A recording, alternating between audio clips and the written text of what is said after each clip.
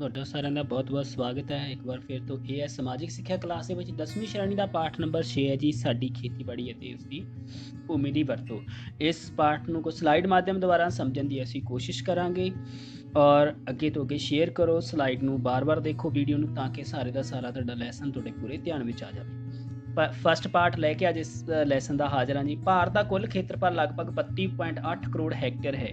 ਇਸ ਖੇਤਰਫਲ ਦੇ ਲਗਭਗ 92.7 ਭੂ-ਭਾਗ ਤੇ ਜ਼ਮੀਨ ਸੰਬੰਧੀ ਅੰਕੜੇ ਮਿਲਦੇ ਹਨ। ਭਾਰਤ ਦੁਨੀਆ ਦੇ ਉਹਨਾਂ ਗਿਣੇ ਚੁਣੇ ਦੇਸ਼ਾਂ ਵਿੱਚੋਂ ਇੱਕ ਹੈ ਜਿੱਥੇ ਦੁਨੀਆ ਦੇ ਸਮਤਲ ਮੈਦਾਨਾਂ ਤੇ ਹਜ਼ਾਰਾਂ ਸਾਲਾਂ ਤੋਂ ਖੇਤੀ ਕੀਤੀ ਜਾਂਦੀ ਜਾ ਰਹੀ ਹੈ। ਪੁਰਾਤਨ ਸਮੇਂ ਤੋਂ ਹੀ ਦੇਸ਼ ਦਾ ਇੱਕ ਬਹੁਤ ਵੱਡਾ ਭਾਗ ਖੇਤੀਯੋਗ ਹੈ। ਸਾਲ 1993 ਵਿੱਚ ਦੇਸ਼ ਵਿੱਚ ਕੁੱਲ ਸ਼ੁੱਧ ਬੀਜਿਆ ਗਿਆ ਖੇਤਰਫਲ 14.26 ਕਰੋੜ ਹੈਕਟੇਅਰ ਸੀ, ਜੋ ਸੰਸਾਰ ਦਾ ਕੋਈ ਵੀ ਦੂਸਰਾ ਵੱਡਾ ਦੇਸ਼ ਇਸ ਮਾਮਲੇ ਵਿੱਚ ਸਾਡੇ ਵਾਂਗ ਖੁਸ਼ਕਿਸਮਤ ਨਹੀਂ ਹੈ। ਯਾਨੀ ਕਿ ਸਾਡਾ ਦੇਸ਼ ਹੈ ਜਿਹੜਾ ਇਸ ਪੱਖੋਂ ਬਹੁਤ ਜ਼ਿਆਦਾ ਖੁਸ਼ਕਿਸਮਤ ਹੈ ਕਿ ਉਸ ਕੋਲ ਜਿਹੜਾ ਬੀਜਿਆ ਗਿਆ ਰਕਬਾ ਜਿਹੜਾ ਖੇਤਰਫਲ ਹੈ ਕਾਫੀ ਹੈ। ਭਾਰਤ ਦਾ 22.7% ਭੂ-ਭਾਗ ਰਕਬਾ ਜੰਗਲਾਂ ਦੇ ਹੇਠ ਹੈ ਅਤੇ 7.83 ਜ਼ਮੀਨ ਸੰਨਵੀਂ ਜ਼ਮੀਨ ਹੈ। ਹੁਣ ਅੱਗੇ ਬੱਚਿਓ, ਸੰਨਵੀਂ ਜ਼ਮੀਨ ਕੀ ਹੁੰਦੀ ਹੈ? ਸੰਨਵੀਂ ਜ਼ਮੀਨ ਵਿੱਚ ਹਰ ਸਾਲ ਫਸਲਾਂ ਨਹੀਂ ਪੈਦਾ ਕੀਤੀਆਂ ਜਾਂਦੀਆਂ, ਬਲਕਿ 2 ਜਾਂ 3 ਸਾਲਾਂ ਵਿੱਚ ਕੇਵਲ ਇੱਕ ਫਸਲ ਹੀ ਲਈ ਜਾਂਦੀ ਹੈ। ਇਸ ਵਿੱਚ ਕੁਝ ਜ਼ਮੀਨ ਅਜਿਹੀ ਵੀ ਹੁੰਦੀ ਹੈ ਜੋ ਕੇਵਲ 1 ਸਾਲ ਤੱਕ ਖਾਲੀ ਛੱਡੀ ਜਾਂਦੀ ਹੈ। ਉਸ ਨੂੰ ਚਾਲੂ ਸੰਨਵੀਂ ਜ਼ਮੀਨ ਕਿਹਾ ਜਾਂਦਾ ਹੈ। ਜੋ 1 ਸਾਲ ਲਈ ਖਾਲੀ ਛੱਡੀ ਜਾਂਦੀ ਹੈ ਉਸ ਨੂੰ ਅਸੀਂ ਬੋਲਦੇ ਹਾਂ ਚਾਲੂ ਸੰਨਵੀਂ ਜ਼ਮੀਨ। 1 ਤੋਂ ਵੱਧ ਸਾਲਾਂ ਤੱਕ ਖਾਲੀ ਪਈ ਜ਼ਮੀਨ ਨੂੰ ਪੁਰਾਣੀ ਸੰਨਵੀਂ ਜ਼ਮੀਨ ਦੇ ਨਾਂ ਨਾਲ ਜਾਣਿਆ ਜਾਂਦਾ ਹੈ। ਇਸ ਪ੍ਰਕਾਰ ਲਗਭਗ 51% ਭਾਗ ਤੇ ਹੀ ਖੇਤੀ ਕੀਤੀ ਜਾਂਦੀ ਹੈ।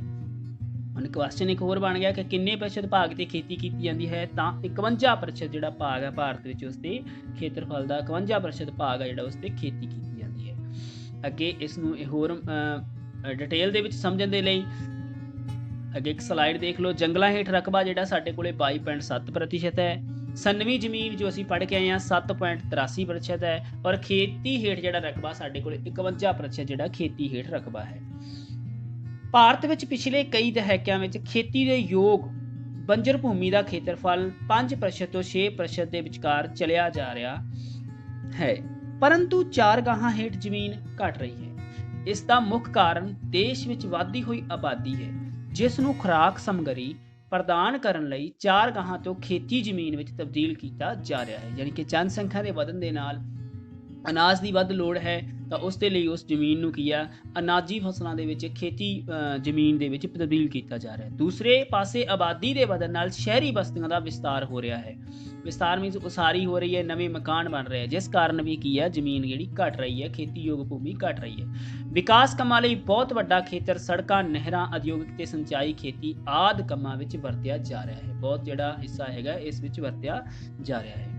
ਦੇਸ਼ ਦੇ ਵਿੱਚ 22.7% ਜ਼ਮੀਨ ਜੰਗਲਾਂ ਹੇਠ ਹੈ, ਜੋ ਕਿ ਵਿਗਿਆਨਿਕ ਨਜ਼ਰ ਤੋਂ ਬਹੁਤ ਘੱਟ ਹੈ। ਜੋ 22.7% ਸਾਡੀ ਜੰਗਲਾਂ ਹੇਠ ਜ਼ਮੀਨ ਹੈ, ਪਰ ਵਿਗਿਆਨਿਕ ਨਜ਼ਰ ਤੋਂ ਬਹੁਤ ਘੱਟ ਹੈ। ਸਾਨੂੰ ਹੋਰ ਜਿਹੜੀ ਜ਼ਮੀਨ ਆ ਹੋਰ ਜ਼ਿਆਦਾ ਜੰਗਲ ਲਗਾਉਣ ਦੀ ਲੋੜ ਹੈ।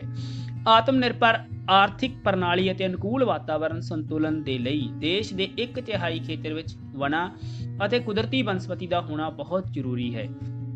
ਜੰਗਲੀ ਖੇਤਰ 1950-51 ਵਿੱਚ ਕੇਵਲ 14.2% ਸੀ, ਜੋ ਕਿ ਹੁਣ ਵੱਧ ਕੇ 22.7 ਹੋ ਗਿਆ ਹੈ। ਯਾਨੀ ਕਿ ਜੋ 1950-51 ਈਸਵੀ ਵਿੱਚ 14.2% ਸੀ, ਉਹ ਹੁਣ ਵੱਧ ਕੇ ਕਿੰਨਾ ਹੋ ਗਿਆ 22.7% ਹੋ ਗਿਆ ਹੈ। ਇਸ ਦੇ ਬਾਵਜੂਦ ਵੀ ਇਹ ਜੰਗਲੀ ਖੇਤਰ ਆਦਰਸ਼ ਵਣ ਖੇਤਰਫਲ ਤੋਂ 12% ਘੱਟ ਹੈ। ਹਜੇ ਵੀ ਸਾਡਾ ਜਿਹੜਾ ਇਹ ਜੰਗਲੀ ਖੇਤਰ ਹੈ ਇਹ 12% ਘੱਟ ਹੈ। ਵਣ ਖੇਤਰ ਦੇ ਵਧਣ ਦੇ ਅਨੇਕਾਂ ਲਾਭ ਹਨ। ਵਣ ਕੁਦਰਤ ਨਾਲ ਸੰਤੁਲਨ ਬਣਾ ਕੇ ਮਨੁੱਖਤਾ ਦੀ ਬਹੁਤ ਮਦਦ ਕਰਦੇ ਹਨ। ਸਾਨੂੰ ਪਤਾ ਹੈ ਕਿ ਦਰਖਤਾਂ ਦੇ ਵਣਾਂ ਦੇ ਸਾਨੂੰ ਬਹੁਤ ਜ਼ਿਆਦਾ ਲਾਭ ਆ। ਸਾਡੇ ਵਾਯੂਮੰਡਲ ਵਿੱਚ ਹੁਣ ਲਾਭ ਕੀ ਹੈ? ਕਾਰਬਨ ਡਾਈਆਕਸਾਈਡ ਦੀ ਮਾਤਰਾ ਦੇ ਵਧਣ ਨਾਲ ਗ੍ਰੀਨ ਹਾਊਸ ਅਸਰ ਵੱਧ ਜਾਂਦਾ ਹੈ, ਜਿਸ ਦੇ ਨਤੀਜੇ ਵਜੋਂ ਸਾਰੇ ਸੰਸਾਰ ਵਿੱਚ ਤਾਪਮਾਨ ਵੱਧ ਜਾਂਦਾ ਹੈ। ਗ੍ਰੀਨ ਹਾਊਸ ਜਿਹੜਾ ਉਸ ਦੇ ਉੱਪਰ ਜਦ ਉਹਦਾ ਅਸਰ ਵੱਧਦਾ ਹੈ ਤਾਂ ਤਾਪਮਾਨ ਜਿਹੜਾ ਸਾਡੇ ਸਰੀਰ ਦੇ ਵਿੱਚ ਸਾਡੇ ਸੰਸਾਰ ਦੇ ਵਿੱਚ ਜਿਹੜਾ ਤਾਪਮਾਨ ਆ ਉਹ ਵੱਧ ਸਕਦਾ ਹੈ। ਇਹ ਤਾਪਮਾਨ ਦਾ ਵਾਧਾ ਬਰਫ਼ ਦੀਆਂ ਸਫੈਦ ਚਾਦਰਾਂ ਨੂੰ ਪਿਘਲਾ ਕੇ ਸਮੁੰਦਰਾਂ ਦੇ ਜਲ ਸਤਰ ਨੂੰ ਵਧਾ ਸਕਦੀ ਹੈ, ਜਿਸ ਨਾਲ ਸਾਰੇ ਸੰਸਾਰ ਵਿੱਚ ਸਮੁੰਦਰੀ ਤੱਟਾਂ ਦੇ ਨੇੜੇ ਵਸੇ ਹੋਏ ਨੀਵੇਂ ਖੇਤਰ ਪਾਣੀ ਵਿੱਚ ਡੁੱਬ ਜਾਣਗੇ। ਇਸ ਤੋਂ ਇਲਾਵਾ ਵਣ ਜੰਗਲੀ ਜੀਵਾਂ ਦੇ ਘਰ ਵੀ ਹਨ ਜਿੱਥੇ ਉਹਨਾਂ ਨੂੰ ਆਸਰਾ ਮਿਲਦਾ ਹੈ। ਵਣਾਂ ਨਾਲ ਹੀ ਵਰਖਾ ਦੀ ਮਾਤਰਾ ਵਿੱਚ ਵਾਧਾ ਹੁੰਦਾ ਹੈ ਜੋ ਤੇ ਸੋਕਾ ਵਾਰ-ਵਾਰ ਨਹੀਂ ਪੈਂਦਾ। ਜੰਗਲਾਂ ਨਾਲ ਕੇਵਲ ਪਾਣੀ ਦੀ ਹੀ ਸੰਭਾਲ ਨਹੀਂ ਹੁੰਦੀ ਬਲਕਿ ਇਹ ਮਿੱਟੀ ਦੀ ਰੱਖਿਆ ਵੀ ਕਰਦੇ ਹਨ। ਇਸ ਤਰ੍ਹਾਂ ਇਹ ਨਦੀਆਂ ਵਿੱਚ ਆਉਣ ਵਾਲੇ ਤਬਾਹਕੁਨ ਹੜ੍ਹਾਂ ਨੂੰ ਵੀ ਰੋਕਣ ਵਿੱਚ ਸਮਰੱਥ ਹਨ। ਭਾਰਤ ਵਿੱਚ ਲਗਭਗ 2 ਕਰੋੜ ਹੈਕਟੇਅਰ ਜ਼ਮੀਨ ਅਜਿਹੀ ਹੈ ਜਿਸ ਦਾ ਇਸ ਸਮੇਂ ਪ੍ਰਯੋਗ ਨਹੀਂ ਹੋ ਰਿਹਾ। ਇਸ ਜ਼ਮੀਨ ਨੂੰ ਬੰਜਰ ਜ਼ਮੀਨ ਕਿਹਾ ਜਾਂਦਾ ਹੈ। ਜਿਸ ਦਾ ਪ੍ਰਯੋਗ ਨਹੀਂ ਹੋ ਰਿਹਾ ਬੰਜਰ ਜ਼ਮੀਨ ਕਿਹਾ ਜਾਂਦਾ ਹੈ। ਇਸ ਵਿੱਚ ਰੇਤਲੇ ਮਾਰੂਥਲ ਸ਼ਾਮਲ ਹਨ। ਉੱਚੇ ਪਰਬਤ ਅਤੇ ਬਿਕਾਰ ਭੂਮੀ ਵੀ ਇਸੇ ਵਰਗ ਦੇ ਅਧੀਨ ਆਉਂਦਾ ਹੈ। ਕਦੇ-ਕਦੇ ਮਨੁੱਖ ਵੀ ਆਪਣੀਆਂ ਵਿਨਾਸ਼ਕਾਰੀ ਕਿਰਿਆਵਾਂ ਜਿਵੇਂ ਵਣਾਂ ਦਾ ਵਿਨਾਸ਼ ਅਤੇ ਹੱਦੋਂ ਵੱਧ ਪਸ਼ੂ ਚਰਾਈ ਕਰਨ ਕਰਕੇ ਵੀ ਬੰਜਰ ਭੂਮੀ ਦਾ ਖੇਤਰ ਵਧਾਉਣ ਵਿੱਚ ਸਹਾਇਤਾ ਕਰਦਾ ਹਨ। ਪੰਜਾਬ ਰਾਜ ਵਿੱਚ ਨਰੋਲ ਬੀਜਿਆ ਗਿਆ ਖੇਤਰ 82% ਹੈ ਜਦੋਂ ਕਿ ਸਮੁੱਚੇ ਭਾਰਤ ਵਿੱਚ ਇਹ ਮਾਤਰਾ 47% ਹੈ। ਇਹ ਅਸੀਂ ਨੋਟ ਕਰ ਸਕਦੇ ਹਾਂ। ਵਿਗਿਆਨਕ ਨਜ਼ਰ ਤੋਂ ਪੰਜਾਬ ਵਿੱਚ ਜੰਗਲੀ ਖੇਤਰ ਬਹੁਤ ਹੀ ਘੱਟ ਹੈ ਕਿਉਂਕਿ ਇੱਥੇ 27% ਵੱਧ ਜ਼ਮੀਨ ਤੇ ਜੰਗਲੀ ਖੇਤਰ ਹੋਣਾ ਚਾਹੀਦਾ ਹੈ। ਇਸੇ ਕਰਕੇ ਰਾਜ ਦੀ ਪਰਿਸਥਿਤਿਕ ਪ੍ਰਣਾਲੀ ਯਾਨੀ ਕਿ ਈਕੋਸਿਸਟਮ ਉੱਤੇ ਬੁਰਾ ਅਸਰ ਪੈਂਦਾ ਹੈ। ਜਿਵੇਂ ਕੁਝ ਭਾਗਾਂ ਵਿੱਚ ਧਰਤੀ ਹੇਠਲਾ ਪਾਣੀ ਦੇ ਪੱਧਰ ਵਿੱਚ ਲਗਾਤਾਰ ਜਿਹੜੀ ਗਿਰਾਵਟ, ਮਿੱਟੀਆਂ ਵਿੱਚ ਖਾਰਾਪਨ, ਸਲਾਬੀ ਜ਼ਮੀਨ ਅਤੇ ਅਣਉਪਜਾਊਪਨ ਜਿਹੀਆਂ ਮੁੱਖ ਸਮੱਸਿਆਵਾਂ ਸਾਹਮਣੇ ਆ ਰਹੀਆਂ ਹਨ। ਅੰਤ ਵਿੱਚ ਅਸੀਂ ਇਹੀ ਕਹਿ ਸਕਦੇ ਹਾਂ ਕਿ ਦੇਸ਼ ਵਿੱਚ ਸਹੀ ਜ਼ਮੀਨ ਸੀਮਤ ਹੈ। ਇਹ ਨਾ ਘਟ ਸਕਦੀ ਹੈ ਤੇ ਨਾ ਵੱਧ ਸਕਦੀ ਹੈ।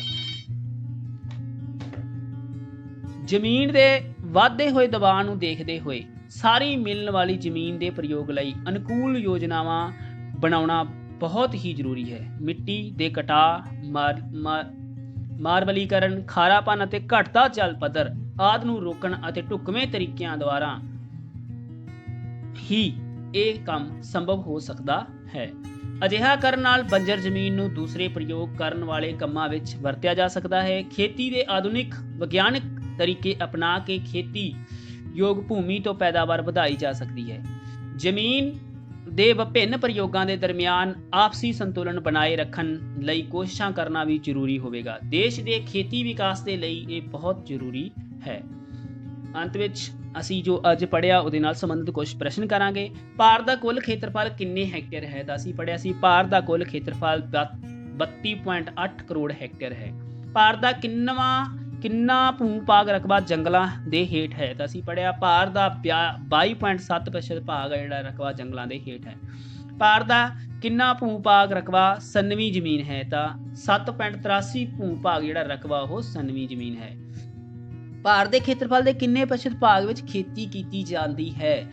ਤਾਂ ਭਾਰਤ ਦੇ ਖੇਤਰਫਲ ਦੇ 51% ਜਿਹੜਾ ਭਾਗ ਸੀਗਾ ਉਹਦੇ ਵਿੱਚ ਖੇਤੀ ਕੀਤੀ ਜਾਂਦੀ ਹੈ। ਸੰਨਵੀਂ ਜ਼ਮੀਨ ਕਿਹੜੀ ਜ਼ਮੀਨ ਹੁੰਦੀ ਹੈ? ਜਿਸ ਜ਼ਮੀਨ ਵਿੱਚ 2 ਜਾਂ 3 ਸਾਲਾਂ ਵਿੱਚ ਕੇਵਲ ਇੱਕ ਫਸਲ ਲਈ ਜਾਂਦੀ ਹੈ ਉਸ ਨੂੰ ਅਸੀਂ ਸੰਨਵੀਂ ਜ਼ਮੀਨ ਬੋਲਦੇ ਹਾਂ।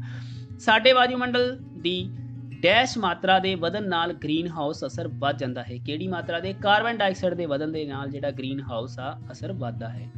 ਜੰਗਲਾਂ ਨਾਲ ਕੇਵਲ ਪਾਣੀ ਦੀ ਹੀ ਸੰਭਾਲ ਨਹੀਂ ਹੁੰਦੀ ਬਲਕਿ ਮਿੱਟੀ ਦੀ ਰੱਖਿਆ ਵੀ ਕਰਦੇ ਹਨ ਜੰਗਲ। ਪੰਜਾਬ ਰਾਜ ਵਿੱਚ ਨਰੋਲ ਬੀਜਿਆ ਗਿਆ ਖੇਤਰ ਕਿੰਨਾ ਹੈ? 82% ਹੈ। ਮਿੱਟੀਆਂ ਦੇ ਕਟਾਅ, ਮਾਲਵਰੀਕਰਨ, ਖਾਰਾਪਨ ਅਤੇ ਘਟਦਾ ਜਲ ਪੱਧਰ ਆਦਿ ਨੂੰ ਰੋਕਣ ਇੱਕ ਆਮ ਜਨਤਾ ਕੀ ਕਰ ਸਕਦੀ ਹੈ? ਤਾਂ ਸਾਨੂੰ ਵੱਧ ਤੋਂ ਵੱਧ ਰੁੱਖ ਲਗਾਉਣੇ ਚਾਹੀਦੇ ਹਨ ਅਤੇ ਫਿਰ ਉਹਨਾਂ ਦੀ ਸੰਭਾਲ ਵੀ ਕਰਨੀ ਚਾਹੀਦੀ ਹਨ। ਤਾਂ ਇਹ ਸਾਡਾ ਅੱਜ ਦਾ ਇਹ ਟੌਪਿਕ ਇੱਥੇ ਖਤਮ ਹੁੰਦਾ। ਅਗਲਾ ਜਿਹੜਾ ਇਸ ਦਾ ਨੈਕਸਟ ਪਾਰਟ ਲੈ ਕੇ ਅਗਲੀ ਵੀਡੀਓ ਦੇ ਵਿੱਚ ਹਾਜ਼ਰ ਹੋਵਾਂਗੇ। ਤਦ ਤੱਕ ਲਈ ਤੁਸੀਂ ਇਸ ਦਾ ਅਭਿਆਸ ਕਰੋ, ਇਸ ਨੂੰ ਵੱਧ ਤੋਂ ਵੱਧ ਬਾਰ-ਬਾਰ ਦੇਖੋਗੇ, ਅਭਿਆਸ ਹੋਏਗਾ। ਤੁਸੀਂ ਆਪਣੀ ਬੁੱਕ ਦੇ ਉੱਪਰ ਵੀ ਨੋਟ ਕਰ ਸਕਦੇ ਹੋ, ਆਪਣੀ ਨੋਟ ਕਾਪੀ ਦੇ ਉੱਪਰ ਇਸ ਦੇ ਨੋਟਸ ਤਿਆਰ ਕਰ ਲਓ। ਬਹੁਤ ਬਹੁਤ ਧੰਨਵਾਦ ਸਾਰਿਆਂ ਦਾ। ਵੀਡੀਓ ਚੰਗੀ ਲੱਗੀ ਤਾਂ ਲਾਈਕ ਸ਼ੇਅਰ ਜ਼ਰੂਰ ਕਰਨਾ। ਧੰਨਵਾਦ ਜੀ।